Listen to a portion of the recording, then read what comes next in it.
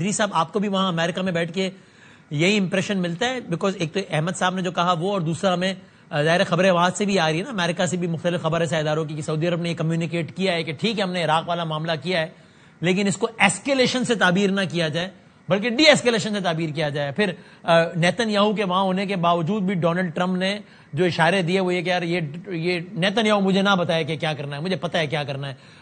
ایسکیلیشن کے اشارے نہیں آئے. یو ایگری وتھ احمد صاحب جو وہ کہہ رہے ہیں کہ چیزیں یہاں سے ہو سکتا ہے کہ جو لیٹسٹ ایپیسوڈ ہے اس کا ہم نے پیک دیکھ لیا ہے اور یہاں سے معاملہ نیچے کی طرف جائے گا؟ You have reasons to believe this Idris صاحب؟ نہیں، جو میں نے اپنے سورسز سے بات کی ہے ادھر پینٹاگون اور وائٹ ہاؤس میں، مجھے لگ رہا ہے ایسکلیشن کی ہی طرف جا رہا ہے. کیونکہ دیکھیں آپ چند دنوں میں آپ دیکھیں ایران نے اٹیک کیا ہے یو ایس بیس کو جارڈن میں. ایران نے یہ ایک U S owned tanker Egypt میں اٹیک کیا ہے اور یو ایس نے ریٹیلیٹ کیا ہے. تو میرے خیال سے اب ایک بڑے اہم مقام پہ آ گئے ہیں جہاں پریزیڈنٹ ٹرمپ نے اب ڈیسیجن لینی ہے کہ یا تو یہ جنگ ختم کریں اس طور پہ جہاں کلیئرلی، بہت ہی کلیئرلی یو ایس نہیں جیت رہا، یا سچویشن کو ایسکلیٹ کریں. جو ہماری انڈرسٹینڈنگ ہے کہ یو ایس کے جو ملٹری کمانڈرز ہیں انہوں نے پریزیڈنٹ ٹرمپ کو آپشنز دیے، اور ان میں سے جو چند آپشنز یہ ہیں کہ جو بمنگ ہو رہی ہے، جو اٹیکس چل رہے ہیں وہ اور بڑھائے جائیں اور انٹینسیفائی ہو جائیں. تو میرے خیال سے پریزیڈنٹ ٹرمپ 1-2 دن، شاید 2-3 دن یا ہفتہ لگے ان کو، مگر ایک ڈیسیجن لیں گے.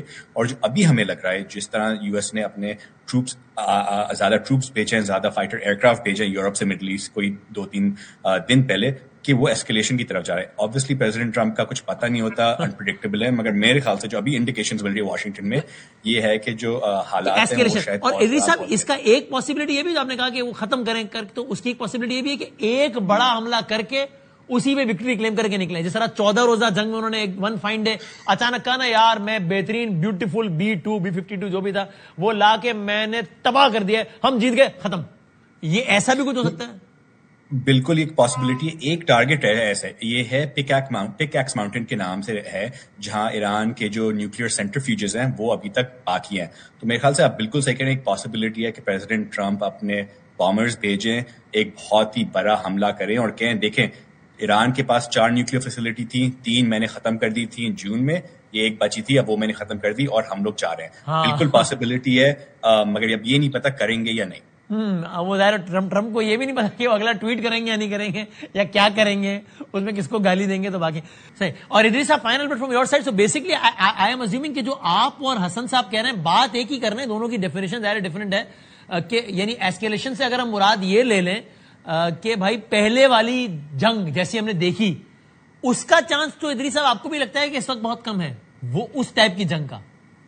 نہیں، مجھے لگ رہا ہے پاسبلٹی ہے کہ یو ایس نے اٹیک کیا، پھر ایران رسپونڈ کرے گا، پھر یو ایس واپس اٹیک کرے گا. تو میرے خیال سے یہ سائیکل بریک کرنا بڑا مشکل ہے. اور حسن صاحب جو کہہ رہے ہیں لاجکلی وہ صحیح کہہ رہے ہیں کہ کچھ اسٹریٹجی نہیں ہے، مگر ہم نے اس جنگ میں دیکھا کہ لاجک بہت ہی کم ہے یو ایس سائڈ سے. تو میرے خیال سے یہ ایک پرابلم ہے. ویسے وہ کہتے ہیں جنگ میں ٹروتھ پہلی کیجویلٹی ہوتا ہے، پھر لاجک بھی مر جائے، وہ سارا کچھ ایک عجیب